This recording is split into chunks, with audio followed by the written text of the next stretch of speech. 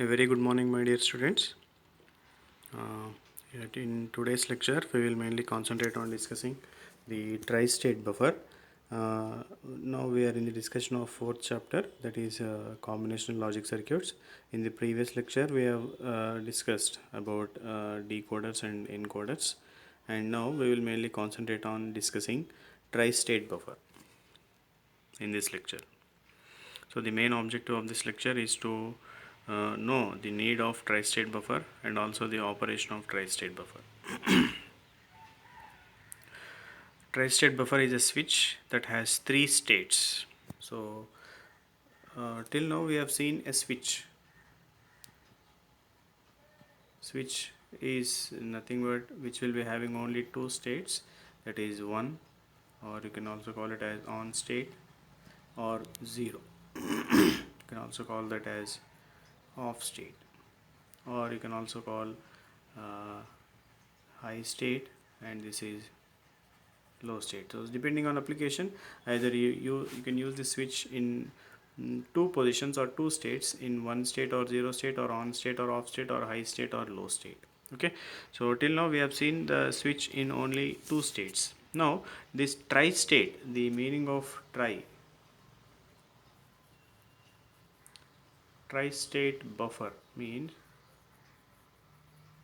means 3. So it will be consisting of three states. So we'll see what are those three states. One is high, and the other one is low, and the other one is floating or high impedance state. So in addition to the normal normal two states, high and low, it also has the another state which you are calling it as floating state or high impedance state, and you can indicate this with high impedance as Z. Indicate the high impedance state as Z. So overall, the switch, it is a tri-state buffer is a switch that has three states: 1, 0 and Z. 1 stands for high, 0 stands for low, and Z stands for floating or high impedance. So these are the three states which will be consisting by the tri-state buffer. So the tri means three states, happens to be high level, low level, and high impedance state. High state, low state, and high impedance state. So these are the three states of the tri-state buffer. When two or more so this is the need for tri-state buffer. When two or more devices are connected to a common bus, tri-state buffers are used. So if more than one device is connected to a common bus, a tri-state buffer is used, because common bus cannot be utilized by all the devices which are connected to that at a time. Okay, so two or more devices that are connected to a common bus, that means this bus can be used by a single device at a time. So mainly the function of bus is to transfer the information between the two electronic devices or digital devices. So bus is the what you can call, it is the path which will be providing the communication or information interchange between the two devices. Okay, so this bus will be allocated between only two devices. Okay, if two or more devices are connected to a common bus, then only two devices can able to use this bus, so other devices has to be disconnected, and thus this can be done by this tri-state buffers. Whether I need to transfer the information onto the bus or not will be decided by this tri-state buffers. Depending upon the availability of the bus. Okay, if there is no information passing through this bus, then I can use this bus for the information interchange between the two devices. So when two or more devices are connected to a common bus, these tri-state buffers are used in order for the communication between the devices. It prevents more than one device to access the bus at the same time. So since bus cannot be allocated to more than one device at a time, because so bus is used to transferring the information from one device to another device. So whenever one device is connected to other device via bus, that bus cannot be used for transferring the data from the third to the third device. So that's why these tri-state buffers are mainly used to prevent more than one device to access the bus at the same time. So at a time this bus can be accessed by only one device. So that can be done with the help of tri-state buffer. So tri-state buffers provides the uh, provides the uh, capability of connecting more than it prevents more than one device to access the bus at the same time. So this is the symbol of tri-state buffer with active high enable, with active high enable. So, so this is simple tri-state buffer. Okay, it will be having input D in and the output D out with enable input. So depending upon the status of enable input, depending upon the status of enable input, either the input will be transferred to the output or input is not transferred to the output. Okay, we'll see the truth table corresponding to this circuit. So let us say the inputs are D in and enable. So these two are the inputs to the tri-state buffers, D in and enable, and correspondingly you will be getting the D out, output of the tri-state buffer. First I am considering enable is equal to 0. If this circuit is not enabled, that is enable is equal to 0. When enable is equal to 0, the circuit is not enabled, so irrespective of the input, output will be in the high impedance state. Output will be in the high impedance state when enable is equal to 0. Okay, so enabling is nothing but it is like switching on the buffer. So that's why it is called a tri-state buffer. So when enable input is equal to 0, then irrespective of the input, whether the input is 0 or 1, it doesn't matter to the circuit, so that the output will be always a high impedance state. The output will be always a high impedance state.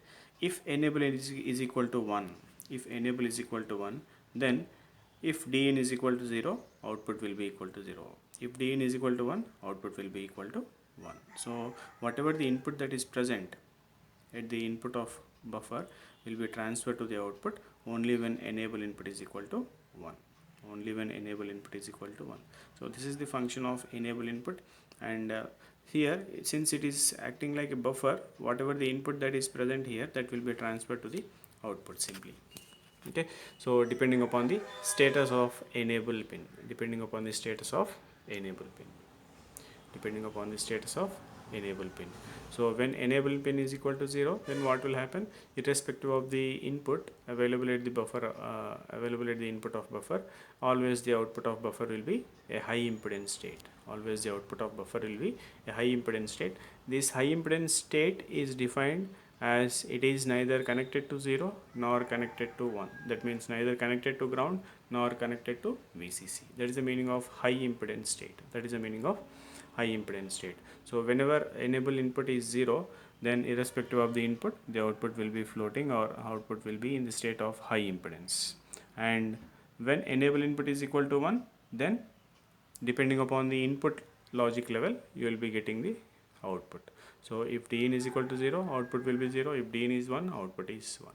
Only when enable is high, and only when the enable input is high. So this is the simple truth table, simple truth table of tri-state buffer with active high enable. Okay, so this is active high enable. So you can also use another circuit wherein you will be getting active low enable like this. The same circuit I am considering, but with active low enable. Okay, buffer is used, inverter used. So this is D in, this is D out.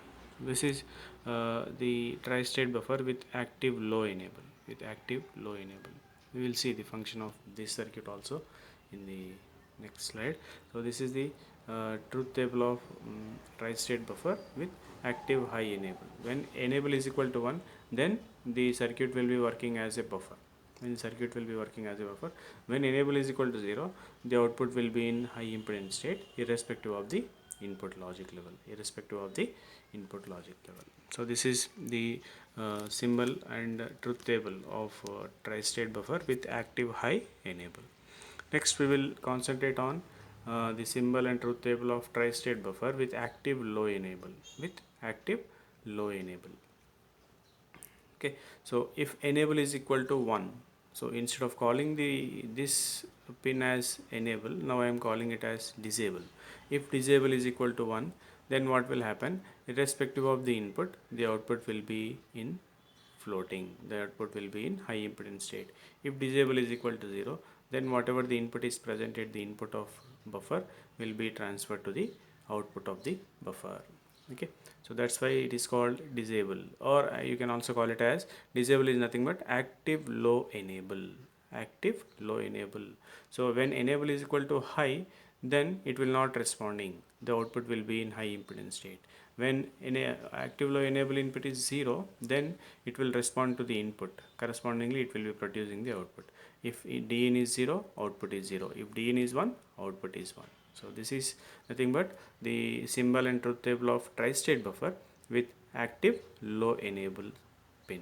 Symbol and truth table of tri-state buffer with active low enable pin.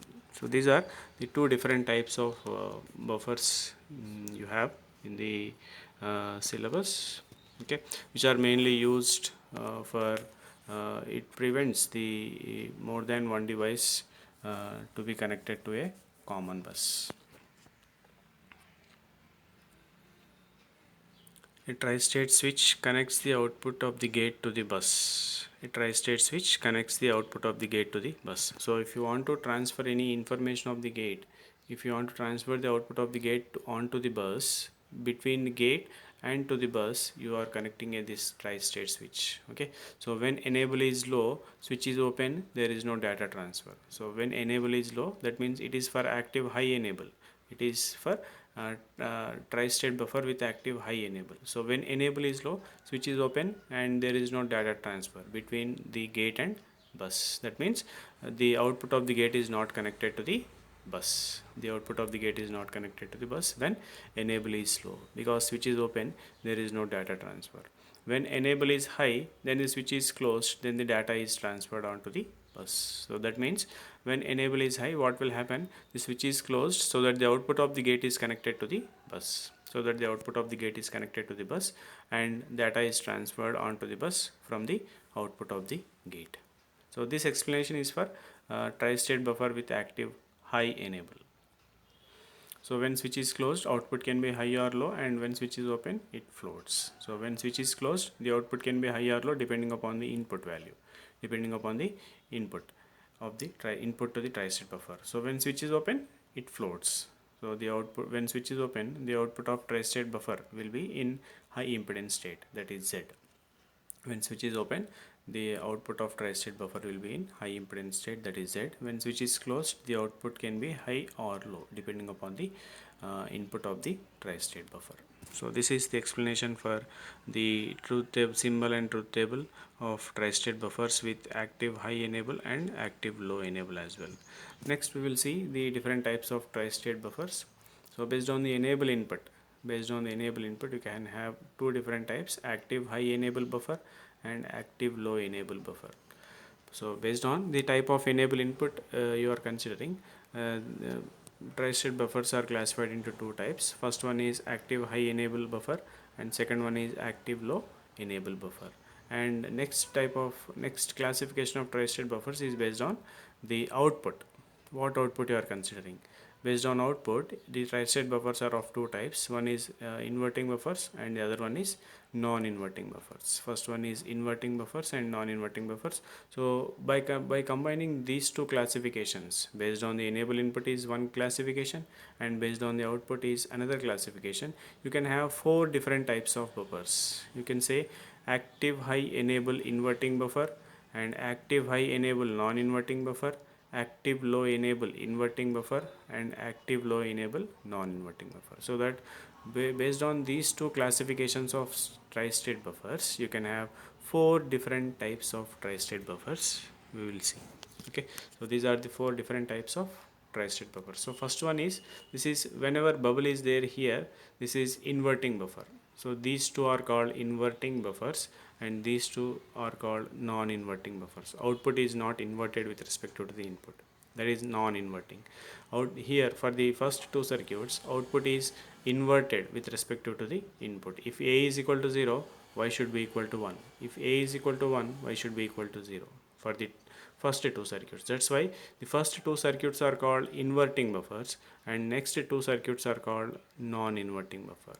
If you observe the enable pin, so this is inverting active high enable. So first circuit is active high enable inverting buffer and second one is active low enable non-inverting, sorry, inverting buffer. Second one is active low enable inverting buffer and third one is active high enable non-inverting buffer and fourth one is active low enable non-inverting buffer. So based on the two types of classifications of tri-state buffers, you can have four different combinations. You can have four different combinations of tri-state buffers. So if you observe for the first circuit, that which is active high enable inverting buffer. Okay, so if enable is equal to 0, then irrespective of the input, output will be in the high impedance state, because since enable is active high, so if enable is equal to 0, irrespective of the input, output will be in the high impedance state. When enable is equal to 1, then what will happen? Whatever the input is there, that will be complemented at the output, because it is inverting buffer, so output will be the complement of the input whenever enable pin is 1, because it is an active high enable input. So first circuit is called active high enable inverting buffer, so when enable is equal to 0, then irrespective of the input, output will be in the high impedance state, and when enable is equal to 1, and depending upon the input, you will be getting the output. So output is nothing but complement of the input. If A is 0, then y is equal to 1. If A is 1, then y is equal to 0, only when enable input is 1. So this is the explanation of active high enable inverting buffer. Next we will look into the second one, that is active low enable inverting buffer. So when enable input is equal to 1, then irrespective of the input, output will be in the high impedance state. Okay, since it is an active low enable, when enable input is 1, then irrespective of the input, the output will be in the high impedance state. And when enable is equal to 0, when enable is low, that is called active low enable. So when enable is equal to 0, then output will be equal to the complement of the input. So if A is equal to 0, then you will be getting y as 1. If A is equal to 1, then you will be getting y as 0, only when enable input is 0. So this is the explanation for active low enable inverting buffer. Okay, next moving on to the third one, which is called as active high enable non-inverting buffer. So in this case, if enable input is equal to 0, then irrespective of the A input, output will be in the high impedance state. If enable is equal to 0, then irrespective of the input, that is whether A is 0 or 1, the output doesn't depend upon the input, and output will be in the high impedance state. Next, when enable is equal to 1, then whatever the input is there at the input of buffer, that will be transferred to the output, because it is a non-inverting buffer. Output is not complement to the input, output is equal to the input, it is not inverting. That is the meaning of non-inverting. So when enable input is equal to 1, then if A is equal to 0, y is equal to 0, then if A is equal to 1, then y is equal to also 1, only when enable input is high. That's why the third circuit is called active high enable non-inverting buffer. Similarly, coming to the last case, which is active low enable non-inverting buffer. And in this case, if enable input is equal to 1, then irrespective of the input, output will be in the high impedance state. For this fourth circuit, if enable input is equal to 1, because it is an active low input, so if you are making enable input as 1, then irrespective of the input, output will be in the high impedance state. And when enable input is equal to 0, then whatever the input is there, that will be transferred to the output. So when enable input is equal to 0, if A is equal to 0, then Y is equal to 0, and if A is equal to 1, then Y is equal to 1, only when enable input is 0. So this circuit is called active low enable non-inverting buffer. So first circuit is an active high enable inverting buffer, which is this circuit, and second circuit is active low enable inverting buffer. Second circuit is active low enable inverting buffer, and the third circuit is active high enable non-inverting buffer. Third circuit is active high enable non-inverting buffer, and the fourth circuit is active low enable non-inverting buffer. Fourth circuit is active low enable non-inverting buffer. So these are the four different types of buffers you can have, which are mainly used to prevent the two or more devices to be connected to a common bus at a time. So the need of tri-state buffer is it is used to prevent two or more devices to be connected to a common bus at any given point of time. Next we will move on to the frequently asked questions. Define the tri-state switch. What is the need of tri-state buffer? All these things we have seen. Explain the operation of tri-state buffer with suitable circuit diagram. We have seen all the four different types. You can explain any one of the circuit with truth table. So that completes the tri-state buffers. We will continue this lecture with another topic, that is comparator circuit. We will see.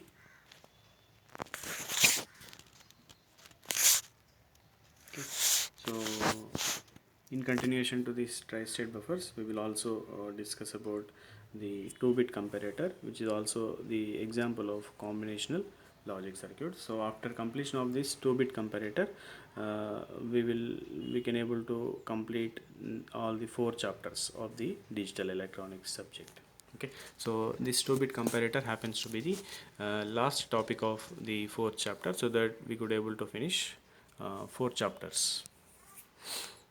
First chapter is basics of digital electronics, and second chapter is logic families, and third and fourth chapter mainly deals with the different types of combinational logic circuits. Okay, so we will continue this lecture by discussing this the last topic of fourth chapter, that is 2-bit comparator circuit. So upon completion of this lecture, you can able to draw the 2-bit comparator circuit and working of 2-bit comparator. Comparator is a logic circuit that compares the value of two numbers. Okay, so comparator, as the name itself tells about comparing. So for comparison, you need to have minimum of two variables. You need to have minimum of two variables. Okay, so a comparator is a logic circuit that compares the value of two numbers.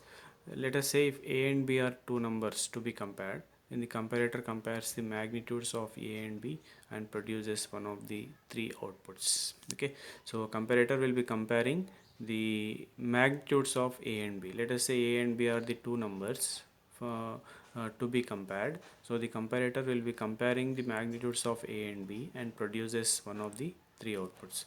So by comparing the numbers A and B, okay, you can have three different types of outputs. If you compare the two numbers A and B, and after comparison you can conclude the comparison with the three possible outputs. You can conclude the comparison of the two numbers A and B with three possible outputs, with any of the three possible outputs to be equal to high. Okay, so comparison means it will be comparing the magnitudes of A and B. Comparison means it will be comparing the magnitudes of A and B. So after comparing the magnitudes of A and B, you can arrive whether magnitude of A is greater than magnitude of B, or magnitude of A is less than magnitude of B, or magnitude of A is equal to magnitude of B. So these are the three possible outputs of any comparator circuit. These are the three possible outputs of any comparator circuit. So after comparing the magnitudes of A and B, either A is greater than B is true, or A is less than B is true, or A is equal to B is true. So overall only any one of the output will be equal to 1. Any one of the output will be equal to 1 in any case of input combination. In any case of input combination, out of these three, only one output combination will be equal to high. Only one output combination will be equal to high, and the other output combinations and the other outputs should be equal to 0. For example, if you are comparing, let us say A is equal to 0 and B is equal to 1, then if you compare the magnitude of A and B, that is A is 0 and B is 1, so you can arrive the, if you compare the magnitudes of A and B, then 0 is less than 1. So 0 is less than 1 means A is less than B. A is less than B condition will be true. That means the A is less than B output will be equal to 1. Remaining outputs will be equal to zeros. That is the meaning of comparison. Okay, so if A and B are the two numbers to be compared, then the comparator will be comparing the magnitudes of A and B and produces one of the three outputs, either A greater than B, or A is equal to B, or A less than B. So at a time, any one of the output will be equal to 1. So if you observe the one bit comparator, let us say A and B are the two inputs. I am considering four different combinations: 0 0, 0 1, 1 0, 1 1 are the four input combinations, and you need to have the outputs. Let us say A greater than B is one output, and A is equal to B is another output, and A less than B is the third output. Okay, so we will see the combinations. 0 0, A is equal to 0, B is equal to 0 means A is equal to B. In this case, for the first combination, A is equal to B output will be equal to 1. Remaining outputs will be equal to 0, because A is equal to B, magnitude of A is equal to magnitude of B. That's why A is equal to B output will be equal to 1. Remaining outputs will be equal to 0. Next, for the second combination, A is less than B. So A less than B output will become 1. Remaining outputs will be equal to zeros. A less than B output will become 1 and remaining outputs will be equal to 0. And for the third combination, A is greater than B. 1 is greater than 0 in terms of its magnitude. 1 is greater than 0, that means A greater than B output will become 1. Remaining outputs will be equal to 0. Similarly, for last combination, 1 1 combination, I can say A is equal to B. That means for 1 1 combination also, A is equal to B output will be 1. Remaining outputs will be equal to 0. So this is the simple truth table of a 1-bit comparator. Simple truth table of a 1-bit comparator. So it will be comparing the magnitudes of A and B. It will be comparing the magnitudes of A and B, and based on the comparison of magnitudes of A and B, any one of the three outputs will be equal to 1. Any one of the three outputs will be equal to 1.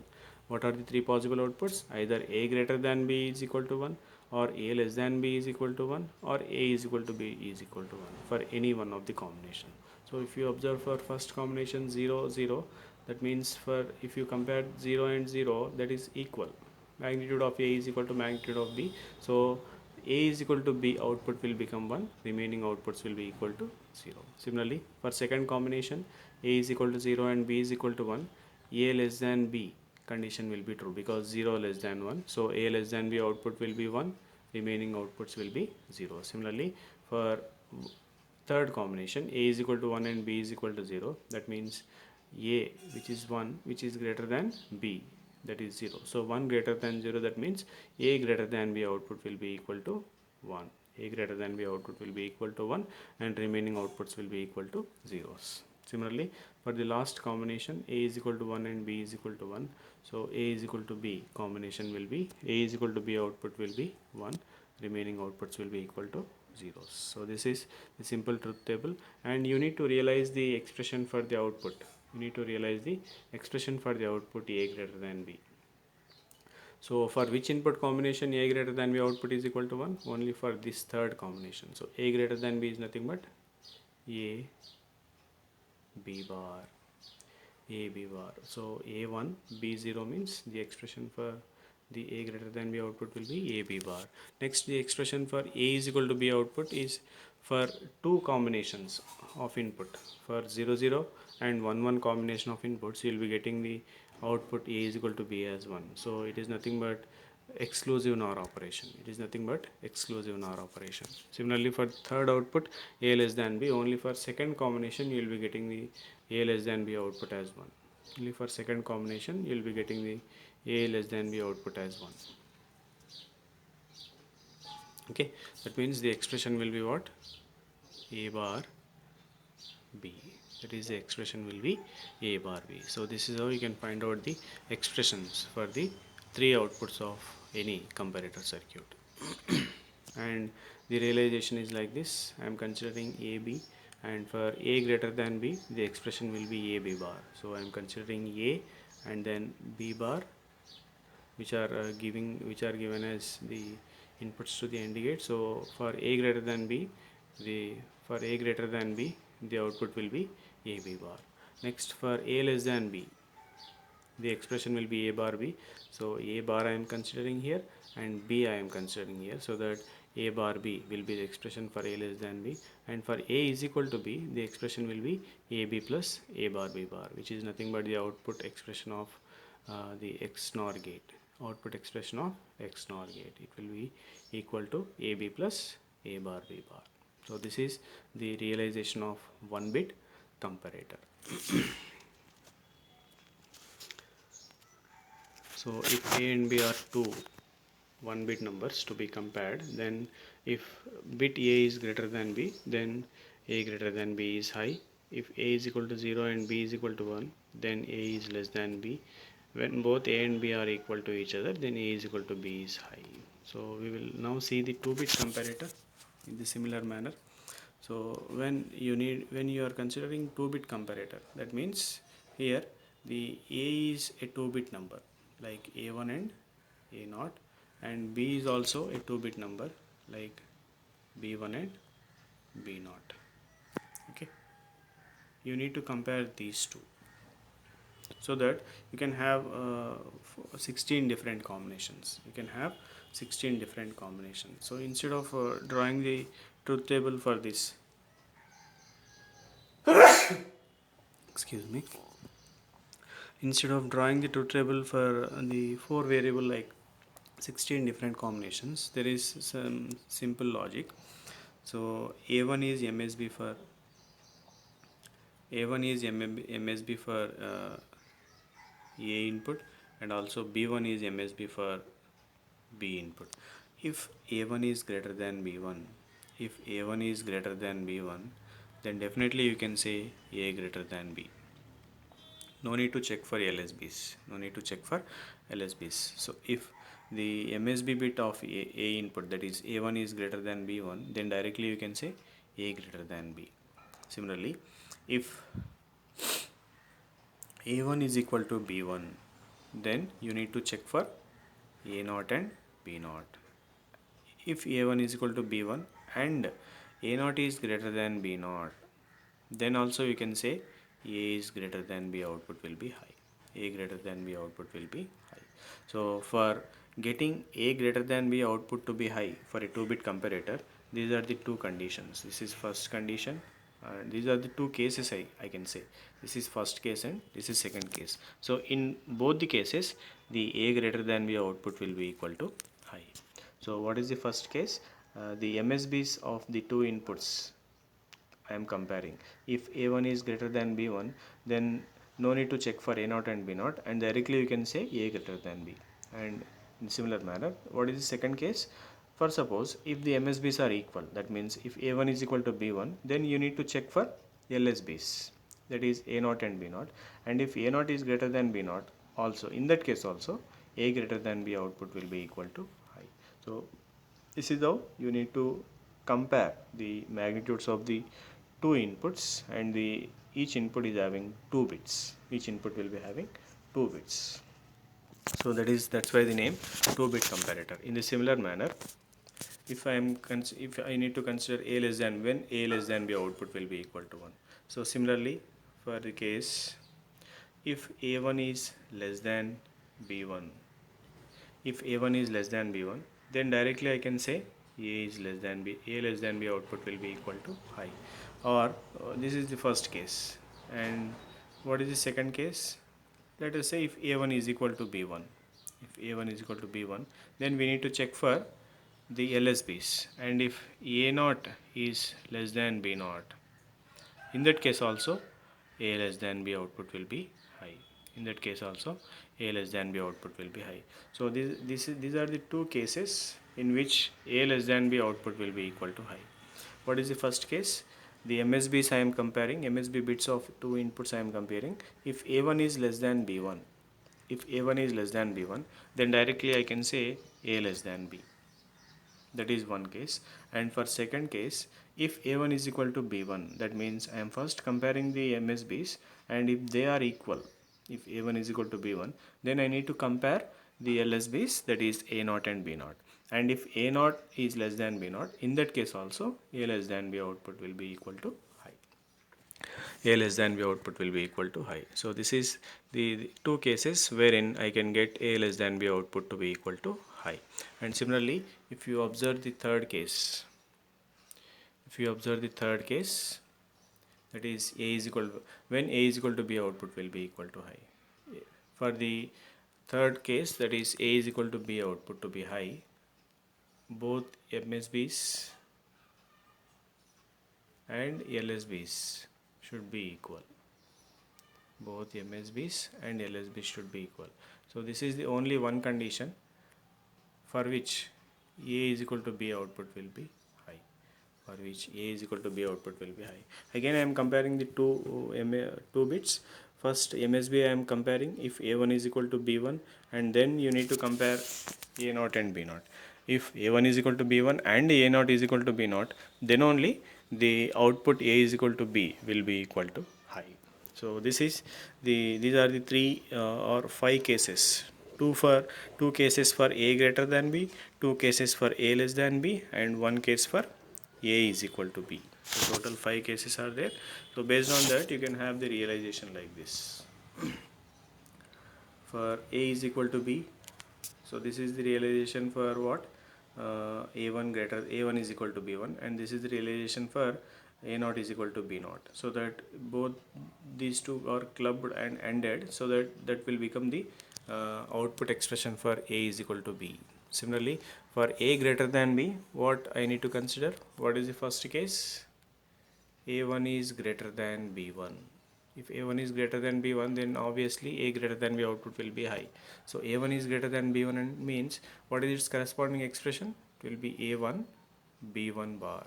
That's why I am considering a1 here and b1 bar, which are ANDed. So this is the first case. And what is the second case? A1 is equal to b1 and a0 greater than b0. So a1 is equal to b1 means the XNOR gate output, and a0 greater than b0 means it will be a0 b0 bar. So it will be a0 b0 bar given as AND gate output. So these two are given as AND gate, and that is second case. This is first case and this is second case of a greater than b. Both these two are ORed. If any of these two cases if any of these two or both the cases are true, then a greater than b output will be equal to 1. Okay. In the similar manner, you can realize the expression a less than b output also. You can realize the expression a less than b output also. Okay. In the similar manner that I did for a greater than b. Okay. So this is the realization for 2-bit comparator. Next we will see the let the numbers to be compared be a1 a0 and b1 b0. A will be greater than b when any one of the following conditions is satisfied. This is the first condition, when a1 is equal to 1 and b1 is equal to 0 irrespective of the other bits. That means here what is the case? A1 is greater than b1. This is the first case. Okay. Next, what is the second case? If a1 is equal to b1 and a0 is equal to 1 and b0 is equal to 0, that means the second case, a1 is equal to b1 and a0 should be greater than b0. In that case also you will be getting the A greater than B output to be equal to 1. A will be greater than B. These are the two cases. And A will be less than B when any one of the following conditions is satisfied. For A less than B, what is the first condition? A1 should be less than B1. That is the first condition. And what is the second condition? A1 is equal to B1 and A0 is less than B0. A0 is less than B0. So this is the first condition, and second condition will be A1 is equal to B1 and A0 is equal to 0 and B0 is equal to 1, which means A0 is less than B0. Next, A will be equal to B when the following condition is satisfied. That means both A1 is equal to B1 and A0 is equal to B0 should be satisfied. So the Boolean expressions will be A greater than B. Boolean expression is A1 B1 bar plus A1 B1 plus A1 bar B1 bar into A0 B0 bar. And for A is equal to B, A1 B1 plus A1 bar B1 bar into A0 B0 plus A0 bar B0 bar is the expression for A is equal to B output. And for A less than B, A1 bar B1 plus A1 B1 plus A1 bar B1 bar into A0 bar B0. So these are the three output expressions for the 2-bit comparator circuit.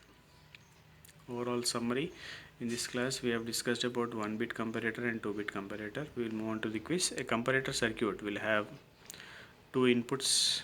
A comparator circuit will have two inputs and two outputs. No, it is wrong. Comparator circuit must have three outputs.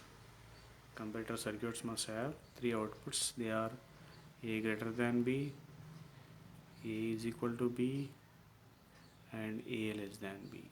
So these are the three possible outputs for the comparator circuit. Okay, so it must be two inputs and three outputs. So I think option B is correct. The comparator circuit will have two inputs and three outputs. So for comparison, you need to have minimum of two inputs. For comparison, you need to have minimum of two inputs, and after comparing the magnitudes of two inputs, you can arrive, let us say the two inputs are A and B. Then you can have the three different outputs after comparing the magnitudes of A and B. After comparing the magnitudes of A and B, either A is less than B, or A is equal to B, or A greater than B are the three possible outputs. After the comparing the magnitudes of the two inputs A and B. So a comparator circuit will have two inputs and three outputs. So option B is correct. So a comparator circuit will have two inputs and three outputs. Next, in a 4-bit comparator circuit, if A is equal to 1010 and B is equal to 1001, then it gives an output. First, I need to compare the magnitudes of A and B. Let us say, so 1010 is A and 1001 is B. Okay, so if you compare, this is the MSB bit of both the inputs, so it is equal. So I can say A3 is equal to B3 and A2 is equal to B2, and these two are equal. So first two MSBs, that is A3 is equal to B3 and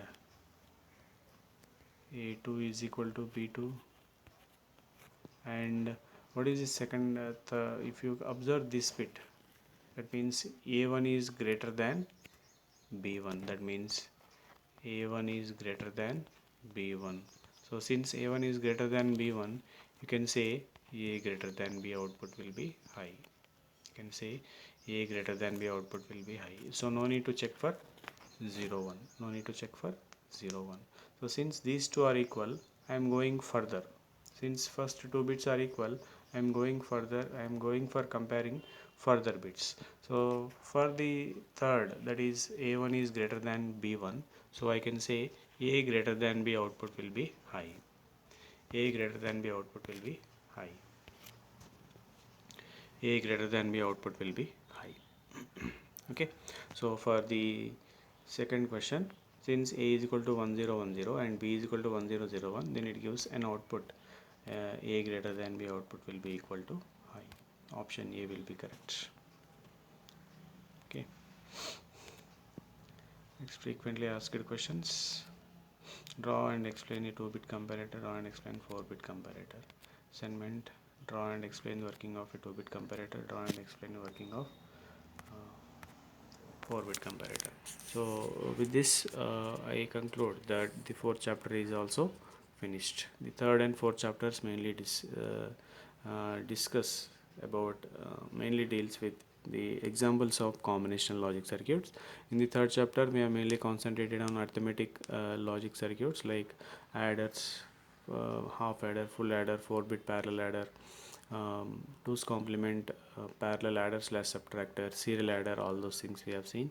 And in the fourth chapter we are mainly concentrated on different types of combinational logic circuits like multiplexers, demultiplexers, decoders, encoders, tri-state buffers, and 2-bit comparator. All these things we have seen in the fourth chapter.